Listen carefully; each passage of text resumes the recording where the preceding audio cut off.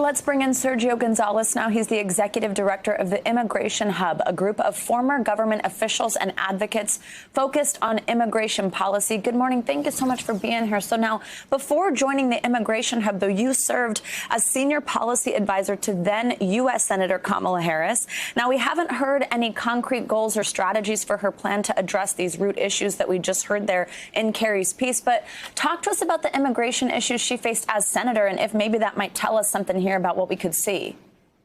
Well, actually, I believe that she has released some of her priorities for advancing opportunity in the region and addressing some of the major challenges that were just featured in your piece. First of all, I really appreciate the fact that you all did this interview on the ground to actually explore the reasons that people are leaving.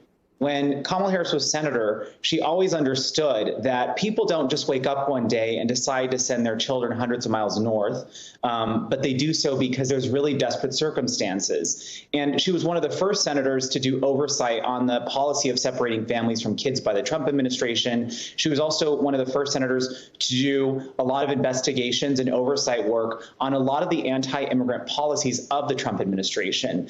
This is something, and this is an issue that is very close to her. She has her own personal story of immigration. Both of her parents are immigrants, and she also has a background in immigration. And so I think that a few things that we can tell from her background that would be intuitive about what's going to happen on this trip. One is that, she is going to go into these meetings very focused, and I think she's going to want to talk about a lot of the corruption issues and issues around government transparency that impact the region. I also think she's going to be very eager to meet with community leaders and people outside of government to understand firsthand about the challenge that they are facing on a daily basis and why they're making the decisions that they are making to send their kids away or to travel north themselves.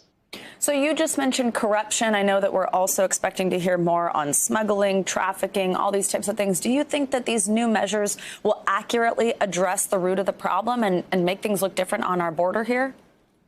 The challenges in there was no easy solution to addressing this issue. So what there needs to be, and I believe what the vice president has laid out, is a short-term, mid-term, and long-term plan. And initially, what they're doing is laying out announcements to demonstrate, first of all, that there is a foreign policy shift here from the prior administration. Let's remember that President Trump started his campaign for White House by calling Mexican nationals rapists and criminals. And so, first of all, this is a very different approach to the region. Also, in terms of policy, they're starting to sort of announce things that give people hope, like expanding opportunity, building partnerships with businesses. And so to answer your question on corruption, this is definitely a challenge that has to be tackled, but that's something that happens over time. And I believe that the vice president is going to go into these meetings with questions around what these governments are doing related to human rights abuses, labor protections, and transparency and ethics, and also things that she wants to get out of those meetings. Let's just talk about what she's up against here, though. I mean, aides say that corruption will be a central focus of the vice president's meetings with the president of Guatemala today and the president of Mexico tomorrow. So explain, though, how that issue of corruption is going to impact the U.S.'s efforts to address the issue of immigration.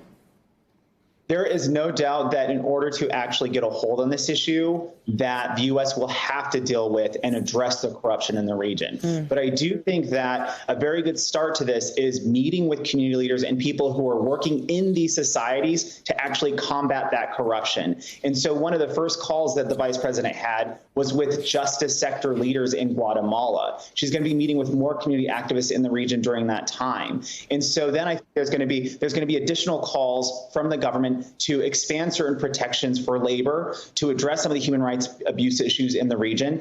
And I believe that this is going to actually hopefully make some progress in addressing these things going forward. Sergio Gonzales, really great insight and analysis there. Thanks so much for joining us. Thank you. Hey, NBC News viewers, thanks for checking out our YouTube channel.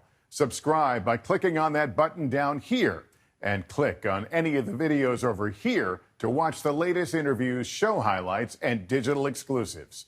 Thanks for watching.